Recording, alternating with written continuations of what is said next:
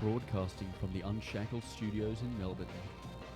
This is Wilms Front, brought to you by the Unshackled.net. Now here's Tim Wilms. Hello and welcome to the first ever episode of Wilms Front. Today is Sunday, the 15th of September. At 7 p.m. here in Melbourne. We are live on our brand new show channel, which is simply entitled Tim Wilms. So I've encouraged people over the past few days to subscribe to the channel. As I've been promoting, the times of these programs are fixed. So it'll be every Sunday evening, 7 p.m, every Wednesday evening, 7 p.m, and every Friday night, 7 p.m, and that is always at Melbourne time, so you know exactly which channel to go to, and you also know exactly which times to tune in. So as you know, with my previous program, the Unshackled Waves, which ended last night, thank you to everyone who tuned in to the farewell episode. It was I wouldn't say bittersweet. It was time to move on because, as I said, it was always a pre-recorded show, which meant that whenever it was released, I'd recorded it a few days ago, and by that time the news cycle had already moved on. And we've got the infrastructure here at the Unshackled studio to make sure that we can broadcast live uninterrupted. As you know, my colleague Steel Archer has been broadcasting his detonation program quite successfully for a few months now. Obviously, our other production, the Uncockables with XYZ and the Rational Rise, that's every Thursday night on the Uncockables channel, 8:30 p.m. Melbourne time. That's been highly successful, and so I thought it was about time to launch a separate daily program, or I shouldn't say daily, but on a multiple times per week. And of course, I'll be on air 5 times a week now because obviously Sunday night will be Wilms Front, then Tuesday evening, recently launched Trans Tasman Talk with rightminds.nz with the editor of Right Minds, Douay de Boer.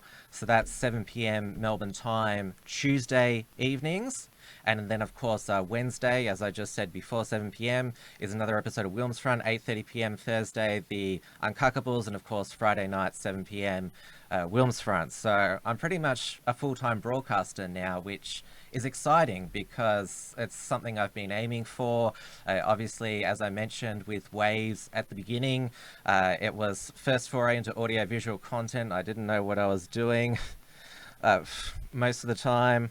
So it's been a learning curve since Waves begun at it was November 2016. It was just after the Unshackled launched in September 2016. Waves, it's evolved since then, and as I said on the final show, it was about time that we fulfilled the, I guess, the what you'd call the Unshackled dream. We want to be a daily, in the daily news cycle, commenting on everything. That's what I've always wanted to do with the Unshackled, and it's something that I find myself still unable to keep up with the news cycle. There's so many stories I wouldn't write an article about, but I'm finding lately with the articles that I'm writing for the Unshackled, you notice probably my output is decreased, but the length of my articles has increased, and that's because I want to, when I focus on a topic, I want our readers to make sure that they get all the facts, all the background to an issue. Like, for an example, with the Alan Jones controversy, where he's being boycotted by his advertisers, I went through the whole history of his controversial remarks and how he's been systematically targeted over the years by these Twitter activist groups. And of course, we are live on YouTube to begin with. We will soon be live on Rational Rise TV, which is the self-hosted video platform set up by James Fox Higgins of the Rational Rise, where our videos can be hosted without fear of censorship or hiding. And of course, we've got our live chat as well, and I see a few of our regulars already in the live chat. Hope I'm doing a decent job so far. Let me know if you have any questions about how the show is going to work. I'll be happy to answer them here live on air. Now, tonight's episode, it's just going to be me solo to introduce the show.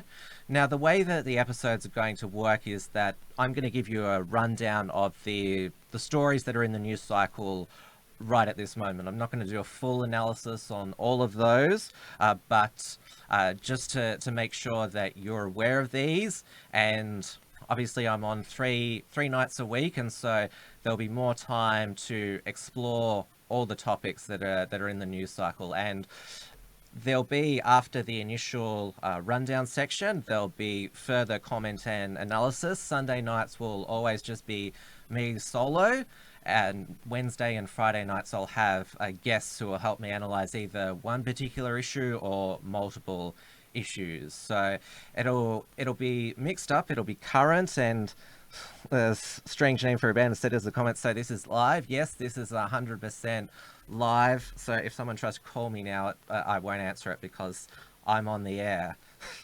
So there you go.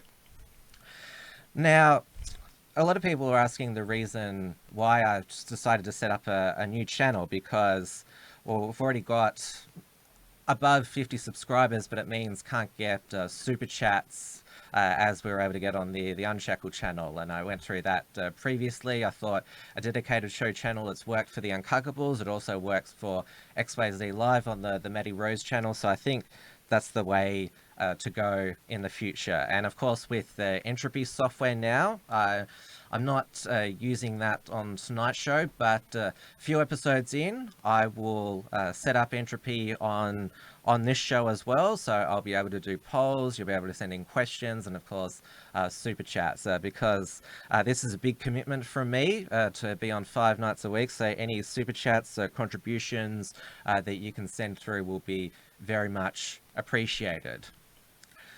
And of course, as with all Unshackled productions, there'll be a podcast form as well. Because this is the first ever episode, obviously I'm not going to launch a podcast with no episodes. So once this episode is completed, it will be uploaded onto your favorite podcasting platform. So iTunes, Spotify, Stitcher, TuneIn Radio. So it'll be available at your convenience, and we'll also have a BitChute backup as well. I personally, I'm not a big fan of BitChute lately, not just because it's blocked, but just because it's so hard to sort of upload and it's slow. And yeah, it's just been really annoying for me lately. If you've been on the Uncockables channel, which I manage, it's not very up to date, just because it takes hours and hours for it to upload. I'm suspecting it's not our internet. It's just that BitChute, it's some sort of primitive software. I know they're trying hard. They're a free speech platform, but there's sort of still that a lot that needs to be designed. And of course, you can't be live from BitChute either, which is one of the disadvantages. Okay, that's enough for, I guess, the introduction. Let's get straight into the topics of the day. And now, as I said, we like to inform you of the latest news and make immediate commentary. So what I'm going to provide analysis on in a moment is the Democrat presidential debates and candidates. Do a bit of analysis on that. There's a new movie out soon called Cuck. That's actually what it's called, which is how the alt-right festers online. So I'll play the trailer for that and provide a bit of analysis. And big business politics. So some big businesses which I think are good, and others which of course have gone down the go woke, go broke line. All right, but what is making news right now? That is that there are 3 Australian citizens currently in custody in Iran. All the focus has been on our relationship with China at the moment, but the media has been reporting these past few days about 3 Australians who are in custody in Iran. And Iran, it's obviously because we're an ally of the United States. We've always had a tense relationship with the nation since the 1979 Islamic Revolution. We have a different policy to the Iran nuclear deal that the Trump administration has, the one that was negotiated by Barack Obama, which applied to multiple countries. Obviously, Trump has withdrawn, but Europe and Australia still want to be in it.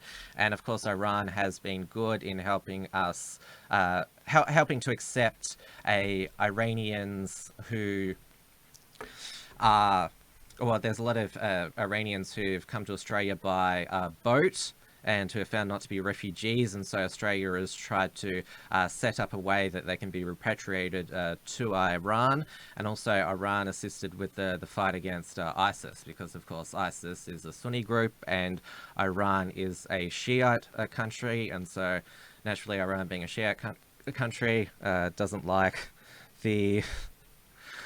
Sorry, I'm just distracted by one of the comments there. So obviously Iran, being a Shiite country, doesn't like a Sunni superstate, as they're trying to set up a caliphate. Of course, our relationship with China, as I just touched upon, is continuing to be tense. It's obviously what was in the news this week. Is the Liberal MP Gladys Liu, the first Chinese Australian elected to the House of Representatives. Now, Chinese Australian means she's of Chinese ethnicity. Obviously, to be an MP, you have to have solely Australian citizenship, so she's not a Chinese, which she was actually born in Hong Kong. That's where she grew up. But it's come to, it actually been reported by the ABC last month, connections to various Chinese community associations, which are all linked to the United Front, which is the Chinese Communist Party's arm of influence. And it all came to a head at on Tuesday evening last week, when she agreed to do an interview with Andrew Bolt on Sky News and said she couldn't recall many of these memberships. She didn't want to call Deng Xiaoping a dictator, or that China was stealing the South China Sea, as that was described as a train wreck interview.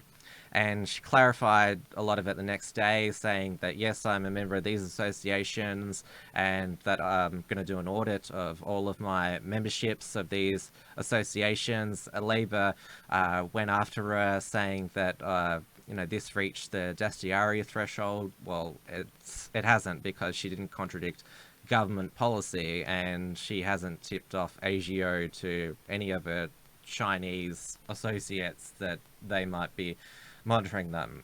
Obviously, there's been reports about fundraisers Gladys Liu did, that ASIO had some of the problems with the guests, and Victorian Liberal Party had to return some of the money that was donated.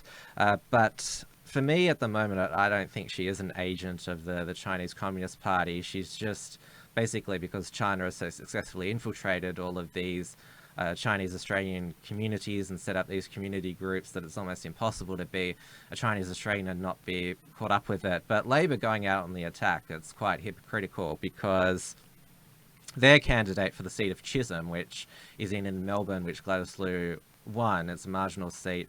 Jennifer Yang was also a Chinese Australian and was a member of these same associations. So if Jennifer Yang had won that seat for Labor, it would be the same scandal, except it would be a Labor Chinese Australian and not Liberal Chinese Australian. This is something that I want to focus on in probably the next show.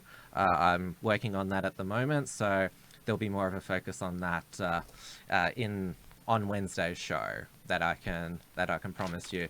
There was another pro-life rally against the New South Wales abortion bill, which would legalise abortion until birth, which was made that Tony Abbott and Barnaby Joyce would be speaking there. Ooh, white male politicians talking about abortion, which is supposed to be a women's issue. So, and of course, well, they're not liked by the left anyway, so that was always going to be a draw card. I'll get a full rundown from that with some of the participants, such as Joel Jamel and Didier Beltran, who are there today. Also making news is John Setka, the current Victorian State Secretary of the CFMEU, which Anthony Albanese is trying to get kicked out of the Labor Party. There was a court challenge to it. So there's been audio released of an expletive-ridden tirade against the Senate crossbenchers, because the coalition, they want to try and pass a bill which would see him forced out because of misconduct and his criminal convictions. And of course, the way to win over the crossbench is to swear at them and intimidate them. That seems to be going really well, but that's who John Setka is. And of course, another topic this week has been the government's proposal to randomly drug test welfare recipients. Now, Jackie Lambie is the key to passing this. At first, she said she wanted the politicians to be drug tested and their staffers. That hasn't been very popular amongst the politicians, because they've said, oh, it's a waste of time, we're clean as. Yeah, sure.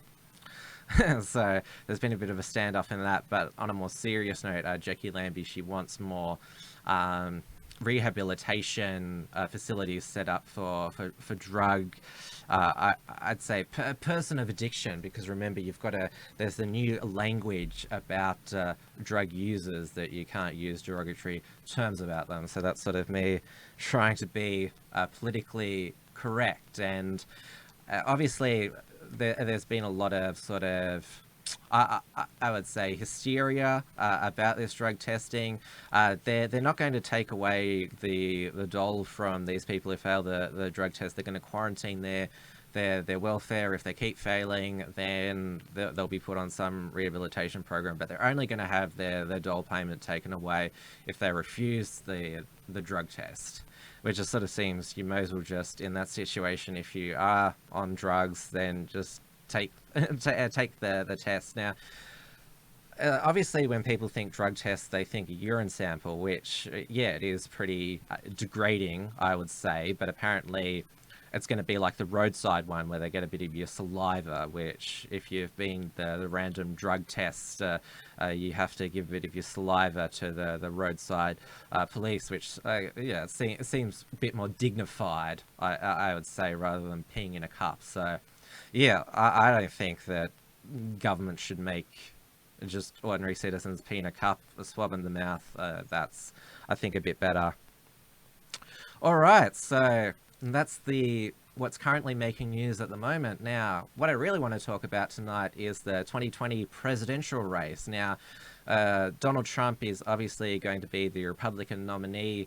I mean, his most serious primary challenger is Mark Sanford, who is a former Republican congressman and governor of South Carolina. And it's funny that because obviously Trump's morality is one of the big issue for the Never Trumpers. But of course, Mark Sanford, he resigned as governor because he disappeared to Argentina with his mistress. So if that's the sort of wholesome Republican you're going to run against Trump, that sort of seems like a pretty poor strategy. I would say. But all the attention has been on the Democrat presidential candidates. Now, the first two rounds of presidential primary debates, they were over 2 nights because there were so many Democrat candidates. For the third round of Democrat presidential debates, they narrowed it down to just one, and they've got the donor and the polling criteria. So it was only limited to the highest polling candidates. So, of course, the three front runners, Joe Biden, former first president, Vermont Senator, Independent Socialist Bernie Sanders, Democrat Socialist Senator Elizabeth Warren of Massachusetts, and then, of course, there is Cory Booker, Senator for New Jersey, Amy Kohlberger, who is Senator for Minnesota, Pete Buttigieg, who is Mayor of Sundance in Indiana. There is Beto O'Rourke, who is a former Texas Democrat congressman and nearly beat Ted Cruz in the 2018 Texas U.S. Senate race. And then there was a few big names. Oh, and also Julian Castro. How could I forget one of the former secretaries in the Obama administration? The main two. Oh, and also Andrew Yang, of course, who's the venture capitalist. I don't have the list out in front of me. I'm just going off the top of my head, but those are the main candidates. But the people who are missing from this round of debates was, of course, Marianne Williamson, the life coach, she's great at the motherhood statements. But the other one was Tulsi Gabbard, who's, in my opinion, easily the best Democrat presidential candidate, because she's not just anti-foreign intervention, but she's anti-Saudi Arabia, which is, I think, the most important thing that the US can do to break ties. Yes, she's for big government, but she's not an insane socialist or anti-freedom person. Now, and also the other person that missed out, but I don't care about at all, is New York Mayor Bill de Blasio. I mean, he should just quit and go back to trying to run New York, but he's more running it into the ground. I'm just reading the chat here. There's good to see a few familiar faces here. So, all right, let's go to the Democrat presidential debate. Now, obviously, the stupidest statement that was made in that debate was Beto O'Rourke. Now, he's from El Paso in Texas. That's the congressional district he represented. Now, he lives in a 80% Hispanic American city, but he himself is as white as they get. He's from Ireland, but his name Beto, it's an adoptive Hispanic one, because he wanted to assimilate into the local Hispanic population and, of course, speak Spanish. And he called Trump a white nationalist after the El Paso massacre. And now he's gone full on for gun control. Never mind that El Paso is one of in the top 10 safest cities in the United States. And, of course, Texas is known for its what should I call it, liberal gun laws, and they've even increased it after there was another mass shooting in Texas recently. So I'm just going to play Beto O'Rourke talking about what he plans to do for gun control. Your AK-47, we're not going to allow it to be used against our fellow Americans anymore. Yeah, so there you go. It's like, I'm coming for your guns. Now, what the Democrats used to say was that, oh, we're not coming for your guns. We respect the Second Amendment. But there you have basically, Beto O'Rourke saying, yeah, we're going to come and confiscate some of your weapons. Not buy back, but confiscate some of your weapons. And even Chris Matthews on MSNBC said that that's an insane policy. So Beto O'Rourke is completely going out on a limb there. And I would say to Beto O'Rourke that if he wants to live in a nation or be president of a nation with total gun control. He should just jump over the wall in El Paso and go to Mexico, which has a total gun ban for the citizens. And of course, it is a great success because, of course, who has the guns in Mexico? The criminals and the drug cartels. So, and of course, it's very dangerous in Mexico. Like El Paso is one of the safest cities in America. If you just hop over the border to the local neighboring Mexican city next to El Paso, it's really dangerous. So Beto O'Rourke, if you don't like the US Second Amendment, just jump over to Mexico. And that's not racist to say that, because as I mentioned, Beto O'Rourke is white. And so, yeah. He obviously thinks that Mexico has better gun policy, so yeah, I'd suggest go there and just drop out of the presidential race. And if you're going to run for U.S. Senate or Texas governor, just forget it. I mean, are you going to run on that for a Texas statewide office? I mean, you're just delusional.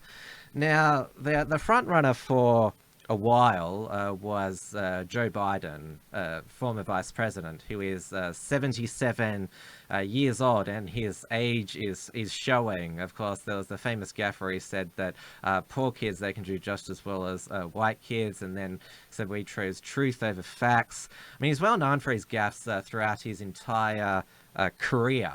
But they're getting worse lately. They definitely are. And yeah, he's obviously, like, you know, this is not some sort of partisan slur or personal attack, but he doesn't look like he's of sound mind to be president. I mean, they say that about Trump, but Trump, you know, his personal attacks are quite calculated. So, and obviously, you know, there's no sort of, I'd say, forgetfulness or.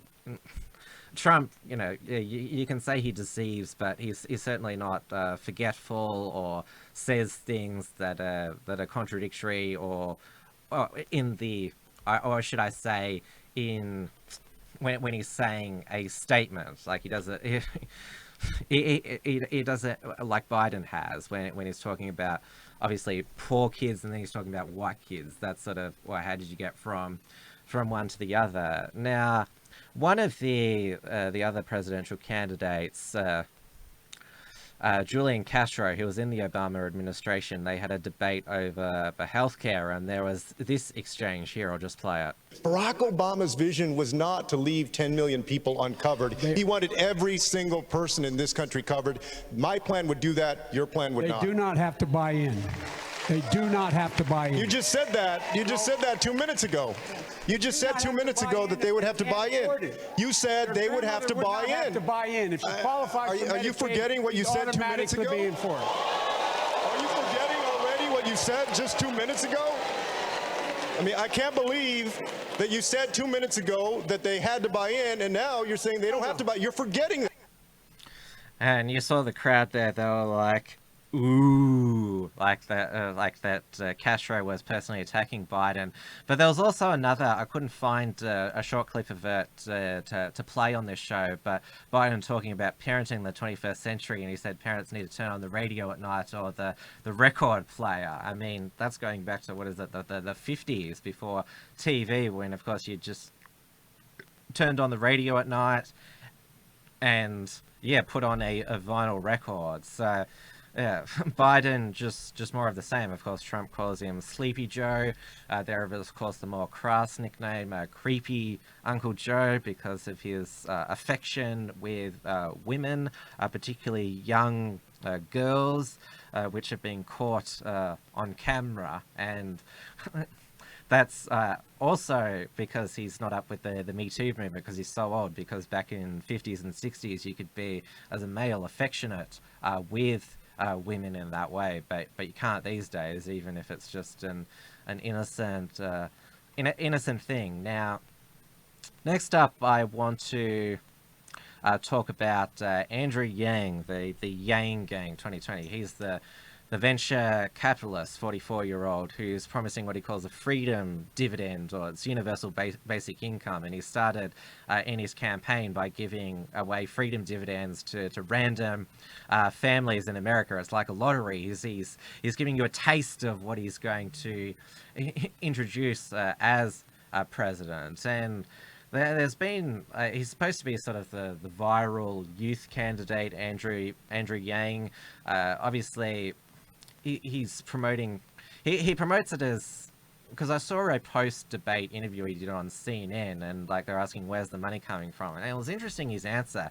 He talked about like the big tech, Silicon Valley is like all of these companies worth billions of dollars. What's their greatest asset? Your information. Like they're making billions off your information. Don't you deserve to get some of it back? And with the current animosity towards social media companies, that's quite an appealing one. And obviously here's a Venture for America business that's trying to find jobs for people in the 21st century, because that should be the central focus, is jobs in 21st century America, because it's obvious that the new digital economy is not working for all, and you can't just sort of, say, oh, how great is the modern digital age. There are problems, and you're a moron if you don't sympathize with people who are suffering because of that disruption, and try to, I would say, propose ways of dealing with. I know libertarians get quite upset with that, but I didn't say government there. I said as a society. All right, now I want to get on to Tulsi Gabbard, who is my favorite Democrat presidential candidate. In the last one, she destroyed Kamala Harris' social justice credentials, because she locked so many people up as their time as prosecutor in California for non-violent marijuana offenses. And she basically said what all the other Democrat candidates had agreed not to say about Kamala Harris. Sorry, I'm just going to have a glass of water because I'm talking a lot, and there we go there. Yeah, and of course Tulsi Gabbard, she's the most non-interventionist. She's even more non-interventionist than Trump, because Trump, he's sold weapons to Saudi Arabia. He's still obviously intervened somewhat in Syria, while Gabby Toussard, she's a combat military veteran. She knows what it's like to serve, the human cost of war. She's 38 years old. She's not the youngest. Pete Buttigieg is 37. He's the youngest, and he's also combat military veteran and also anti-war as well. So it seems the people who actually fight these wars don't think that war is such a good idea. Now, Tulsi Gabbard, she was excluded. She met the donor threshold, but not the polling threshold, and she's been polling 2 to 3% in a lot of opinion polls, but not the ones that the DNC used for qualification. And so she's said that this is not very transparent, this process. She's speaking to promoting a campaign to outlets who the social justice warrior woke faction of the Democrats wouldn't dare speak to. She's appeared on Tucker Carlson Tonight a number of times. She went on Dave Rubin, and I've heard rumors that she's going to go on Tom Wood's Libertarian podcaster's program, and she's also got the endorsement of Ron Paul just through this primary process. And for me, I follow what's called the Rothbard rule, which is named after libertarian economist Murray Rothbard, who said you always support the most anti-war candidate. So I'd actually vote for Tulsi Gabbard over Donald Trump if she was the nominee. But if she's not, then I'll vote for Donald Trump, because the rest of them are awful. Though Pete Buttigieg, I'll have to look up him more, given that he's also combat veteran, anti-war as well. Now, Tulsi Gabbard is 38, and obviously she is a very attractive woman. And it was interesting, she posted on her Facebook account recently some footage of her working out, so I'm just going to play that to you. 600 rep leg challenge.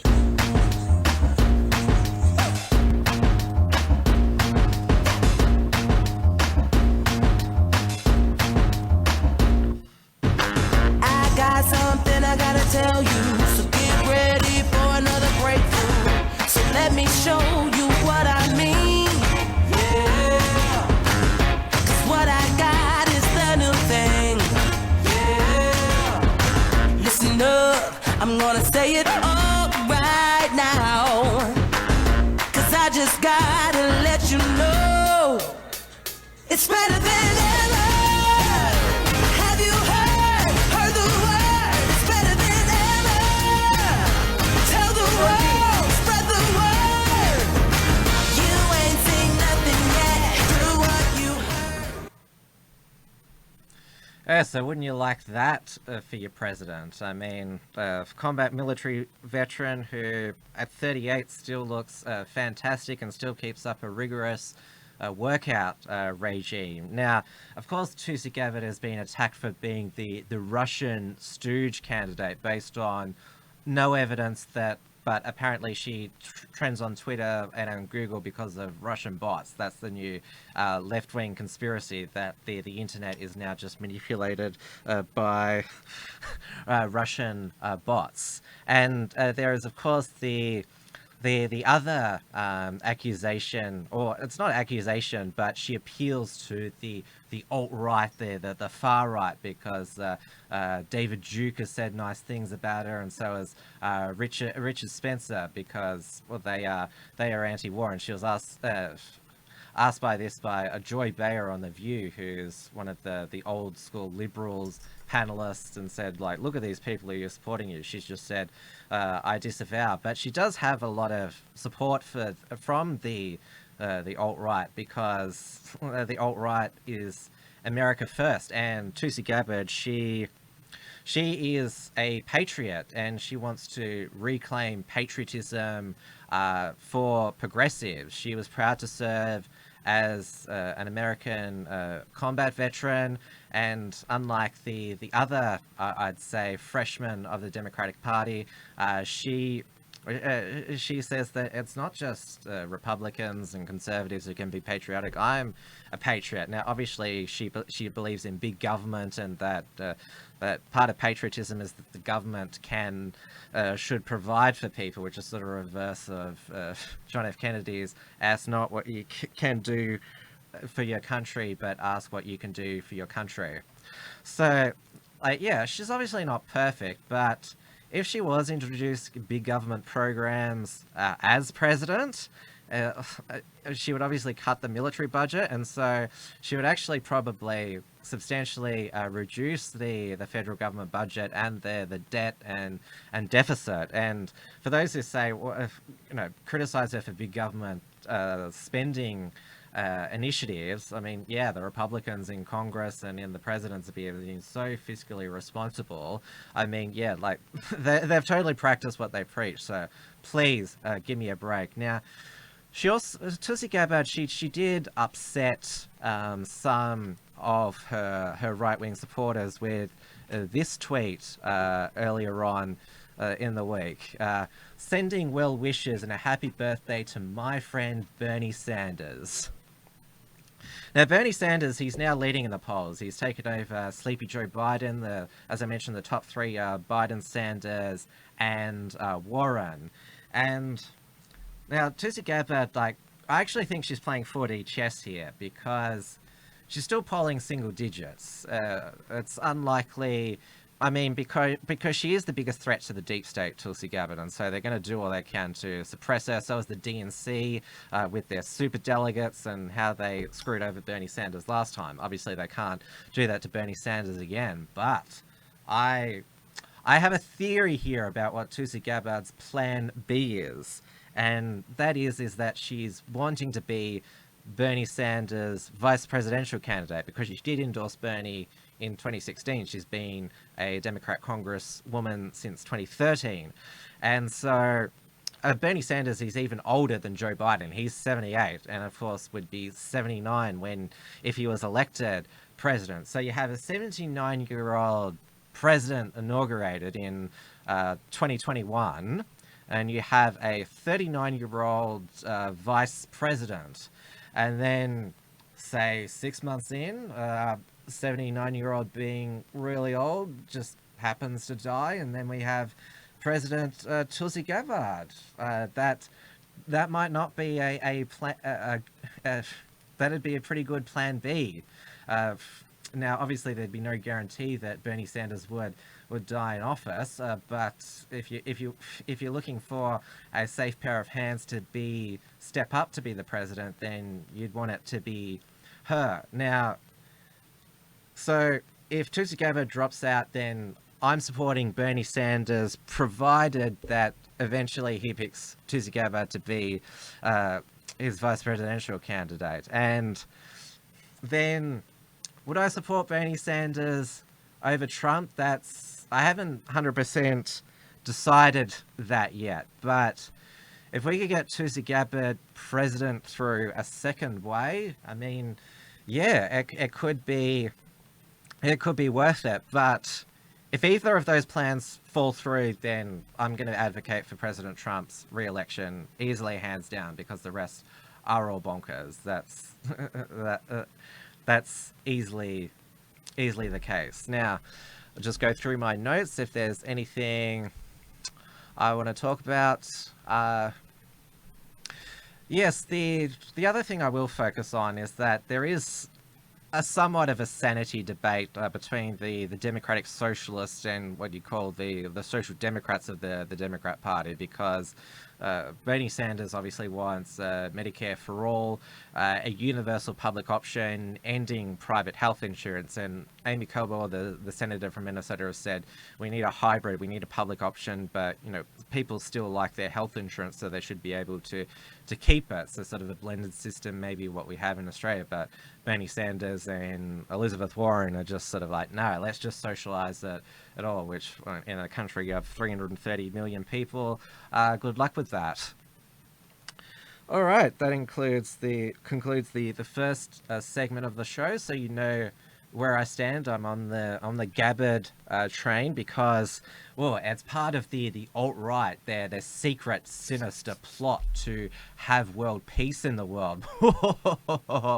Yes, at the end of the day, the alt-right, they're just like the Miss America contestants. They just say they want world peace, and of course, saying you want world peace to leave foreign nations alone, that's horrible and racist. So we can't have that.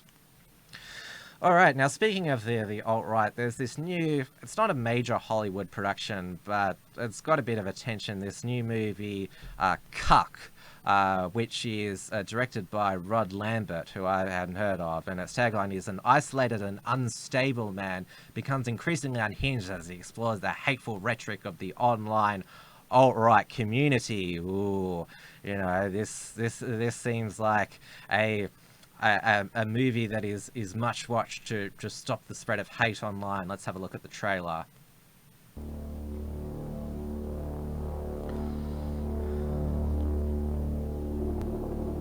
The greatest threat to our nation is this false sense of diversity. That is the greatest fallacy of the past century. Today was a pretty rough day for me. I lost a lot of money, and I lost a car, and I lost a job. But everywhere I go, there's illegals. And they're running the show.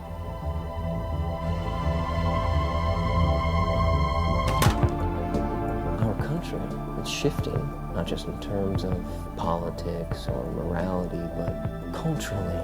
You can't be proud to be white and male anymore. It's not politically correct. We sometimes record it. All you gotta do is follow the script. Can you do that, Ronnie? Can you follow the script? But you be anything I need to be! The greatest threat to our nation is the fragmentation of our people. Because they have access to weapons, guns, knives, anything. 45. Pretty, isn't it? Hell yeah. When the fire comes, you're gonna burn. I need you. Are you ready to take the red pill? Or are you just another cuck?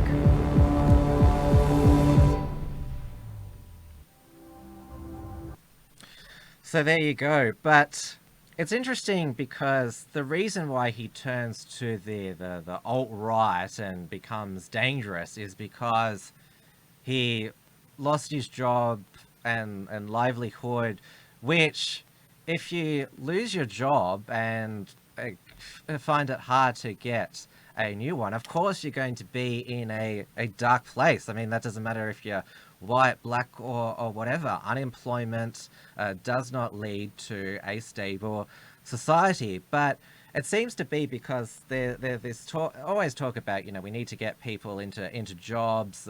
Unemployment is bad because you're poor. But it seems to be that if you're white, working class, then it seems to be like, haha, you lost your job, you deserve it. And because that's the thing that they say that white people sort of campaign against immigration and that, or you're just worried about losing your stuff. Well, if you mean like, losing your job, I mean stuff like a job is a basic in society. Now, I haven't seen this movie, but if the trailer is correct and this guy is going to commit an act of ass violence, then that's horrible, and that's not excusable at all. But there does seem to be a complete lack of sympathy to the white working class who's being displaced by globalization, and also regulation, red tape, green tape has also destroyed what's known as the Rust Belt state.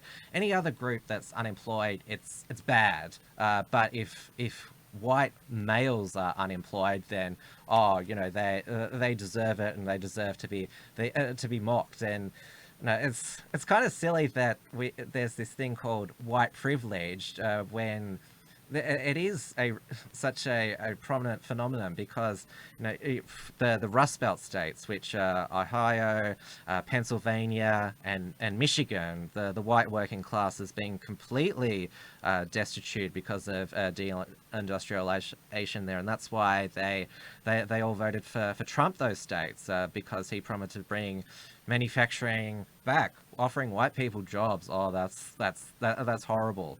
But of course, Trump is the president of the United States of America.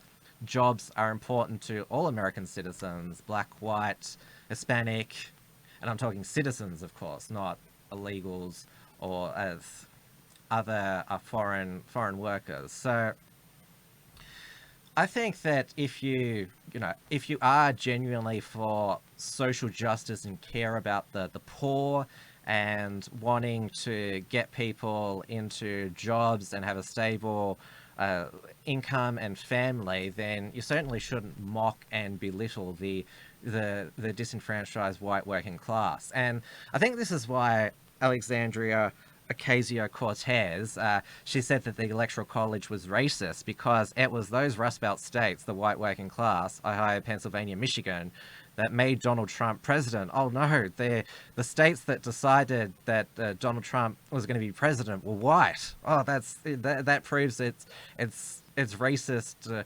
That's always been the play. But it sort of seems fair to me that the areas which are most economically destitute, the Rust Belt states, the fact that they decide who's president, that seems completely fair to me. And yeah, Democrats, Republicans, if you want to win over the American people, then there's a whole bunch of people in swing states who are not doing so well economically. So yeah, look after them. But yeah, this film looks complete propaganda that, or like, it's probably going to call for censorship of the internet, and the online portal is just so full of hate. I don't want to see this movie, even though I don't really want to give the filmmaker like $15 to go and see it. But then again, I'm not going to steal a movie. Like, I'll still pay for it. But there's sort of that double-edged thing. I want to see it to do a review on it, to see if it's really as bad as the trailer looks, but yeah, you should always pay for things. Well, yeah, always pay for things. I should say, even films. That's something. Even while everyone was illegally downloading, I was like, no, you've got to pay for like DVDs back in the old days, but Netflix and that's the right thing to do for artists, even the bad ones. your Netflix subscription. It helped fund Dave Chappelle's special. So, well, there you go. All right, now I want to move on to big business, which they've become the new social justice warriors with their corporate social responsibility and corporate virtue signaling, as it's known. And we've seen this with the companies withdrawing their advertising from Alan Jones's programs, that his comments about Jacinda Ardern do not reflect our values. And it's started up a Facebook page, Go Woke, Go Broke, because, of course, the famous one was Gillette with the best a man can be, attacking toxic masculinity. Taking their customer base, they suffered a $12 billion write-down, and they said we're only going to have ads now that portray masculinity as a positive. So they learnt a lesson there. And obviously what we've been talking about on Unshackled programs and on the Uncockables is big tech, social media companies censoring. Somebody mentioned why we are on YouTube. Well, we should still take advantage of YouTube while we can. But of course, James Fox Higgins, he's spending so many hours on rationalrise.tv getting it up.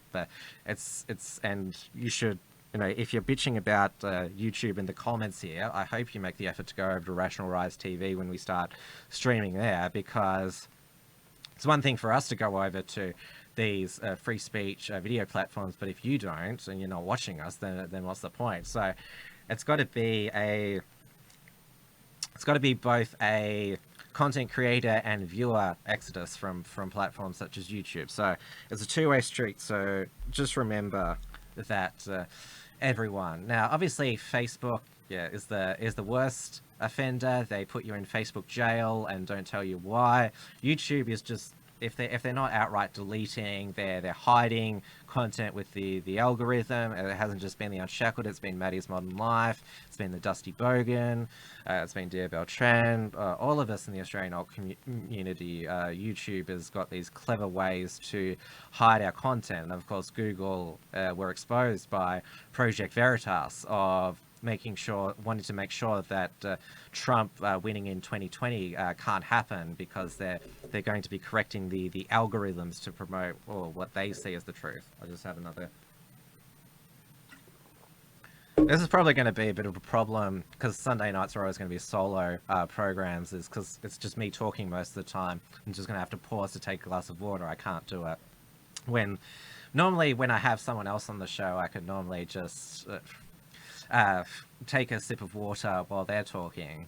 And also another thing, doing it solo as well, I'm one-man operation here. I'm playing everything, setting up the stream, so there's a lot. I can't just go to another person and say, you take over while I take care of this. So yeah, this is the full deep end in the first program. But going back to big tech, so I've just talked about Google, YouTube, and President Trump. He's talked about executive action on social media censorship, and he said he's going to be watching Google very closely. But I want to talk about one big tech company, which I would say has actually been pretty good with not taking away our free speech and not trying to manipulate the information that we get, and that is Apple, which of course, well, I have Apple iPhone there, and I've got obviously Apple iPad, which I'm reading your comments on. So Apple, as far as the only real, I guess you could say, deplatforming that they've done is they haven't allowed the Gab app, but on because Apple has their own web browser, Safari, like I can still access gab.com on the Safari browser. And so if Apple were really into censorship, they would take away my ability to view gab.com completely off their platforms. And of course, it was reported that they took Alex Jones off their podcasting platform, but they didn't really, because I can still listen to Alex Jones in the podcasting app. You just have to manually put the RSS feed into your podcast app for the Alex Jones. You can still do it. It's just not, you can't search for Alex Jones's store in Alex Jones's show in their podcasting store. You have to go to infowars.com and download the RSS feed yourself. But it's Apple. The main thing is that, well, you can tell that Apple is pretty good is because Donald Trump, he's a big fan of Apple and its CEO, Tim Cook. Now, there was this infamous meeting between Tim Cook and Donald Trump at the White House, which was remembered for this exchange. But I'm just going to, I'll play it for you, but I'll speak about what it really means. I used to say, Tim, you got to start doing it over here, and you really have. I mean, you've really put a big investment in our country. We appreciate it very much, Tim Apple. But we're opening it up. We have to bring people in. We want them to be people based on merit, and we want them to come in legally. You see what's going on at the border. We are doing an amazing job considering it's really an onslaught very much. I call it invasion. They always get upset when I say an invasion, but it really is somewhat of an invasion. And we're stopping drugs at a record level, but a record number of drugs are pouring up and coming up, and we're getting it done. Human trafficking is a disaster. All right, the rest of it is about immigration, but what the mainstream media and the late night comedians were like, oh, Donald Trump, he called Tim Cook Tim Apple. Oh, what an idiot. And they were able to make endless jokes about that. It's like, oh, because he named the Trump organization out himself, he thinks that the CEO of every company is named after the corporation. But Tim Cook, he didn't care that Trump got his name wrong, because it actually improved his name recognition. And like, to show that, you know, he didn't care, he changed his Twitter name from Tim Cook to Tim Apple because everyone's just knows him as the guy that replaced Steve Jobs, and so he's wanting to sort of create his own imprint on Apple. And so because of President Trump's gaffe, everyone knew who Tim Cook was. He was the guy that Donald Trump called Tim Apple. But you see at the beginning of that, he talks about, he says to Tim Cook, you know, we've said, Apple, you've got to start, you know, making things in America. And he talks about the great jobs investment that Apple has made in the United States. And of course, that is President Trump, that's his main policy, jobs in the United States. And Tim Cook, Apple, they're known for making their iPhones, all that in China. And so Trump is actually praising Apple there because, yeah, you're one of the good guys. You're making things in the United States, and, you know, you're not shutting down my iPhone for me to make tweets on. And there was also another tweet recently that Trump made about Tim Cook. I'll just put it up here. Having dinner tonight with Tim Cook of Apple. They will be spending vast sums of money in the US. Great. Now, when Trump tweeted that, it was Tim Apple that was trending on Twitter, and they're like, oh, we remember when you called him Tim Apple, ha ha ha. Ugh. Like, just read the tweet. He's saying that Apple, you know, the supposedly big evil tech company, is investing in the United States, and President Trump is praising him for it. I mean, like, you know, aren't you pleased about that as well, leftists, that Apple is providing jobs in the United States? And I also should mention as well that Apple, consumer privacy is one of their priorities, because the San Bernardino killers in 2015, the FBI wanted to get inside their iPhones, and there was a code that Apple could have given them, and Tim Cook and Apple did a big sort of, I guess, virtue signal. Was like, no, we're not going to give the FBI the code because this is about our customers' privacy. And so that was a pretty big stand for a tech company to say, no, FBI, we're not going to give it to you. And yeah, so Apple is pretty good on privacy. Of course, they've been attacked because they've done a few dodgy consumer things, such as slowing down old iPhones, so you're forced to buy a new iPhone. But in terms of what we're talking about, modern tech privacy, information gathering, manipulation, promoting fake news, trying to get you to vote a certain way. I mean, Apple is one of the least offensive ones. I actually miss these, or they used to be called monopolies, like Apple, like, you know, we should take back all the bad things that we said about Apple and also about Microsoft as well. I mean, Bill Gates, like Microsoft, like that you know, is not trying to manipulate the news cycle and getting us to vote a certain way. So I think we should all say, Apple, Microsoft, like, we're sorry we said all these evil things about you 10, 15 years ago. You're actually one of the better ones. We hate that. We hate the new kids on the block.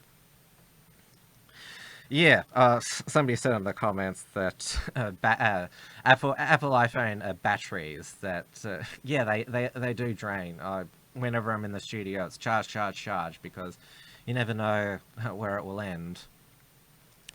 Now, just on this big business virtue signaling, the Morrison Government, the Assistant Minister to the Prime Minister, Ben Morton, he's probably Scott Morrison's confidant in the Parliament. He's the member for Tangi in WA. He was at Scott Morrison's side all the way through the campaign. He attacked big business for their social issues campaign, saying we want you to care about workers and consumers. And it's basically like people are sort of shocked that Liberals would attack big business, but they're actually bringing the party back to the Menzies tradition, and Menzies said that we need to stand up against big business and powerful trade unions. So they're rebranding themselves as the party for small business, the tradies, the people who give it a go.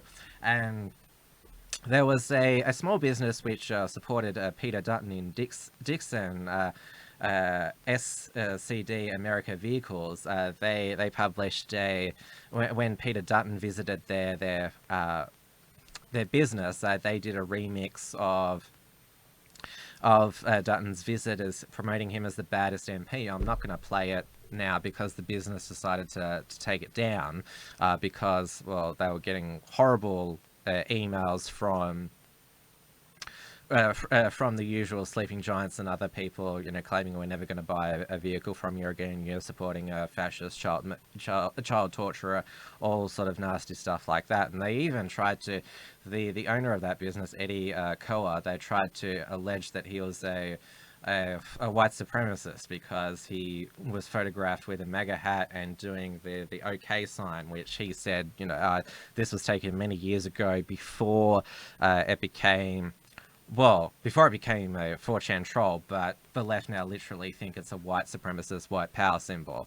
And he said he was doing it because it's apparently from Malcolm in the Middle, the US sitcom, and it's called the Circle, so that's what he was doing it at. So, but yeah, apparently anyone who's seen doing that, it also used to be a mental health thing, that men's mental health, that, you know, meant to be, are you okay? But no, anyone who does it now is a white supremacist. I can't believe that, like, what started as a troll is being taken literally. It's just ridiculous. But it's sad that SCD American Vehicles felt the need to take that ad down because, well, obviously he appeared in a campaign ad for Peter Dutton, Eddie Koa, during the election campaign. Peter Dutton, he held on to that seat despite Get Up throwing everything at him. So it's only really small business that's, you know, prepared to sort of buck the corporate virtue signaling trend, but it comes at as a cost. That it's ironic that the people who accuse you of supporting mean and horrible causes just mean and horrible and bully you. I always have a rule that the people who say they're the most compassionate are often the meanest and most horrible people you meet, and the people you're told are these bigots and these fascists and just horrible people. They're actually the nicest people that you meet. That's the paradox of it. All right. That's all that I had for the first show, so seems to have all gone very well. Everyone's been participating in the live chat. We've had a good debut audience, and so thank you everyone for tuning in and participating. So it's been a great start. I was glad there was no technical glitches because, everyone remembers the first episode because first impressions, you only get to make one. And so I only get one shot at the first episode, and so if something goes wrong, that's the first impression. So one down successfully, the rest the rest that can afford a few hiccups from time to time. Hang on, I've just my phone there. It's an ABC News alert, but it's just the basketball. The Boomers have lost the bronze medal match at the Basketball World Cup. So, Australia lost a sporting match. That's always bad. So there you go. But yeah, as I said, tune in. I'll be on the air again Tuesday, 7 p.m. Melbourne time for Trans Tasman talk with Right Minds Dewey De Boer, and Wilms Front will be back on Wednesday night, 7 p.m. Melbourne time, where the focus will be on the Gladys Liu saga and the latest, what would you call it, fits in the Australia-China tensions, because things have settled down now in Hong Kong, but yeah, the tensions between the two nations and the sort of espionage accusations are all there. So that'll be the focus of Wednesday's program.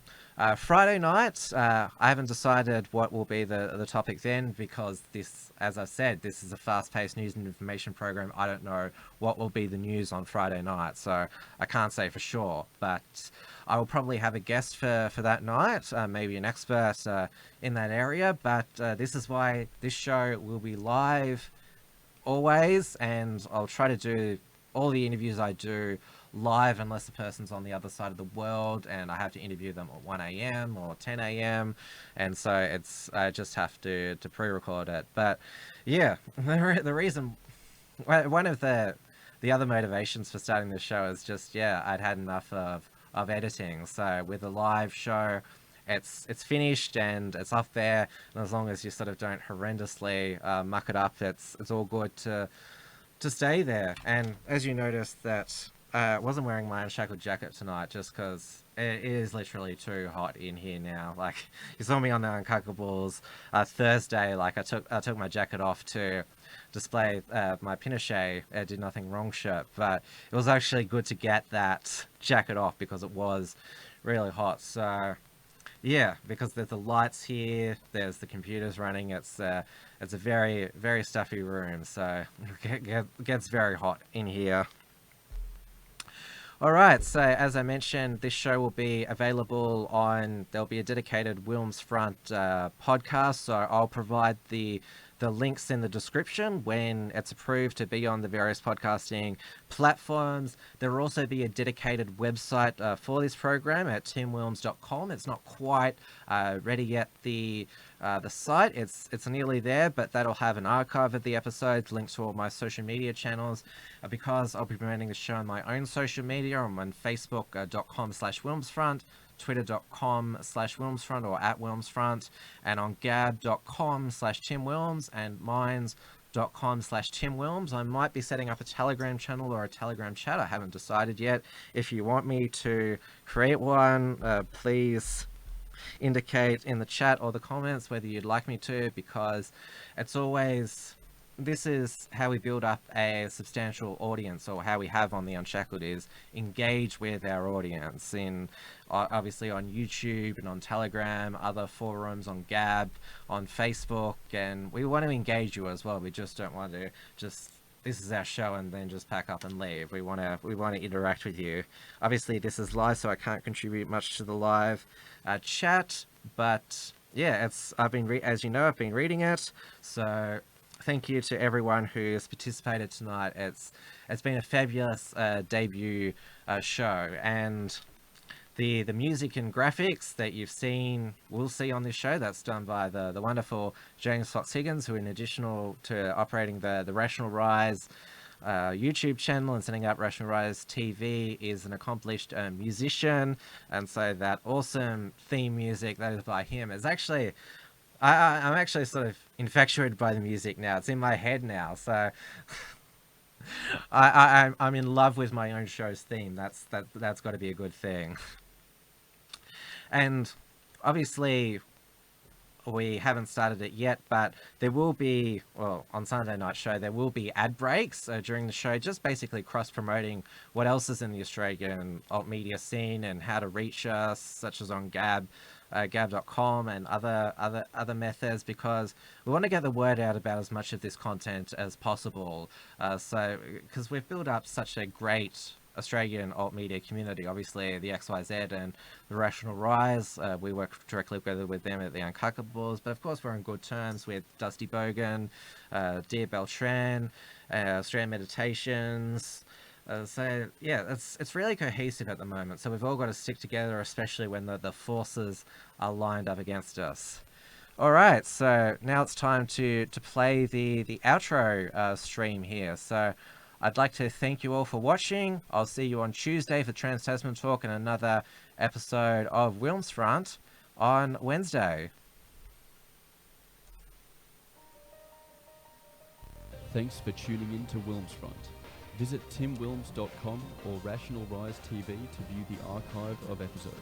And keep visiting theunshackled.net to view all our shows and to keep up with the latest real news and analysis.